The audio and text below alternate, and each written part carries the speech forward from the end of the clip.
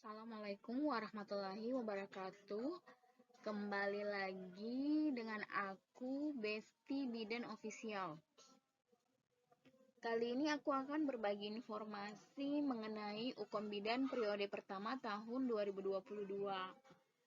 Aku baru saja melihat ada informasi per 31 Desember 2021 kemarin bahwa pelaksanaan uji kompetensi mahasiswa bidang kesehatan tahun 2022 untuk periode pertama tahun 2022 itu akan dilaksanakan pada bulan Maret ya, akhir bulan Maret tanggal 26 sampai 28 Maret untuk pelaksanaan ujian gelombang kedua khususnya untuk D3 kebidanan. Jadi pada saat ini itu lagi proses pendaftaran ya teman-teman.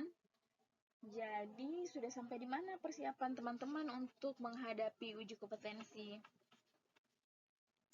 Di sini aku akan memberikan tips sukses uji kompetensi bidan. Kita mulai saja ya teman-teman. Oke, 8 tahapan persiapan uji kompetensi bidan. Di sini kita akan bahas satu-satu ya teman-teman. Oke, kita mulai ke tahapan yang pertama. Tahapan pertama, siapkan diri sedini mungkin. Kapan kita harus siapkan diri sedini mungkin? Pada saat kita sedang di bangku perkuliahan kebidanan. Di situ kita sudah harus sungguh-sungguh menyiapkan diri kita untuk uji kompetensi bidan. Kita belajar secara terus-menerus dan jangan lupa mengulang materi perkuliahan secara konsisten. Kemudian kita juga memperbanyak baca buku tentang kebidanan ataupun melalui web-web yang memuat materi kebidanan dan juga channel YouTube yang membahas soal-soal UKOM bidan sehingga itu bisa menjadi bekal kita nantinya dalam menghadapi uji kompetensi di kemudian hari.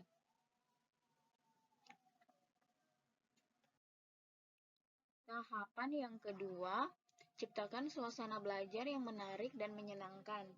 Di sini kita bisa memulai dengan membentuk kelompok belajar dengan teman-teman terdekat kita. Perbanyak perangko materi, atur time schedule-nya, kemudian kita belajar manajemen waktunya, dan jangan lupa kita mereview rangkuman secara berkala. Bila kita mengalami kesulitan, kita bisa bertanya ke dosen kita. Jadi sebisa mungkin kita harus menciptakan suasana yang menarik dan menyenangkan ketika belajar untuk persiapan uji kompetensi bidan. Yang ketiga, ikut tryout UKBI. Makin sering kita mengikuti tryout, maka makin memudahkan kita dalam mengerjakan soal pada saat UKOM nanti. Sekarang itu tryout banyak di web-web ataupun di bimbingan-bimbingan UKOM online ya. Bisa kita mengikuti. Itu tersedia untuk yang free maupun yang premium. Jadi sering-sering tryout ya teman-teman. Tahapan keempat, ikut bimbingan UKOM bidan. Kita mengikuti kegiatan jika ada latihan pembahasan soal dari kampus, kemudian bisa juga mengikuti bimbingan UKOM yang saat ini banyak tersedia di situs-situs web dan bimbingan UKOM online. Itu sangat membantu nantinya pada saat ujian kompetensi bidan. Karena makin sering kita membahas soal-soal UKOM, maka secara otomatis kita dapat lebih mudah menganalisis soal UKOM.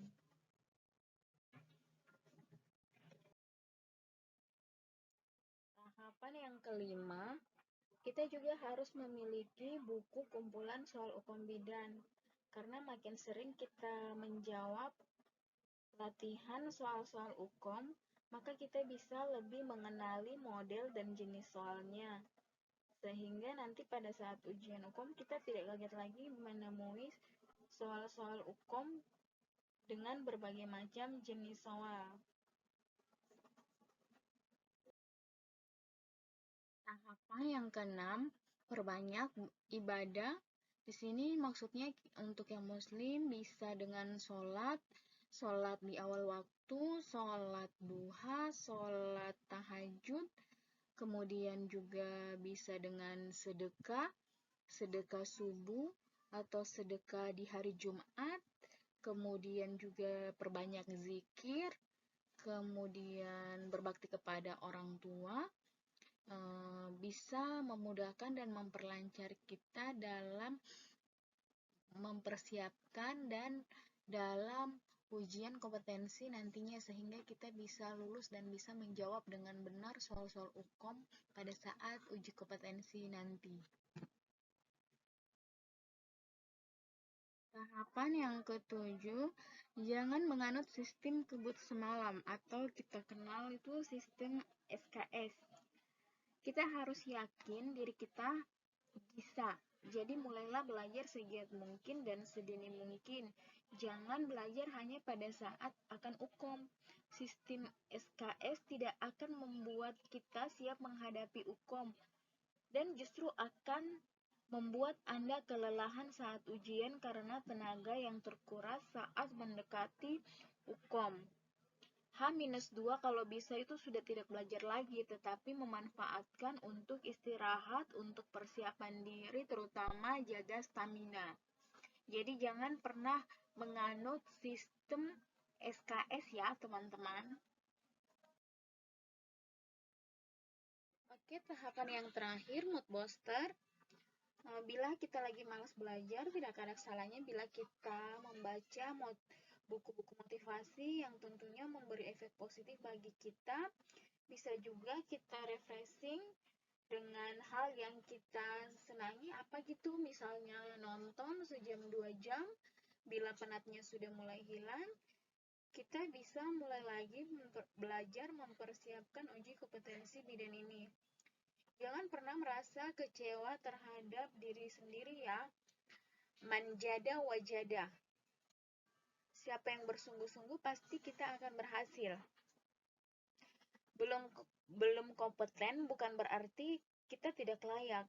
Kita hanya butuh usaha sedikit lebih keras lagi. Jadi teman-teman, mulai saat ini mumpung lagi proses pendaftaran, kita masih bisa mempersiapkan uji kompetensi kita dengan banyak belajar, dengan memenuhi tahapan persiapan uji kompetensi bidang ya teman-teman yang sudah saya berikan tadi. Oke, saya kira itu saja untuk video kali ini. Sampai ketemu di video-video selanjutnya. Pastinya kita akan membahas soal-soal UKOM Bidan tahun 2022. Bye-bye teman-teman. Assalamualaikum warahmatullahi wabarakatuh.